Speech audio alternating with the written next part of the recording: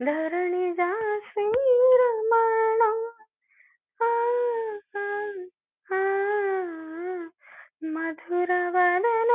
నళిన నయన మనవి వినరామ రామ చక్కని సీతకి అరచేత గోరింత ఇంత చక్కని చుక్కకి ఇంకెవరో మొగుడంట రామ చక్కని సీతకి ఉడత వీపున వేలు విడిచిన పుడమి అల్లుడు రాముడే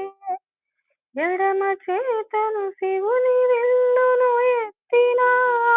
రాముడు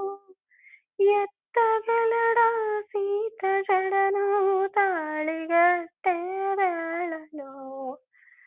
రామ చక్కని సీతకి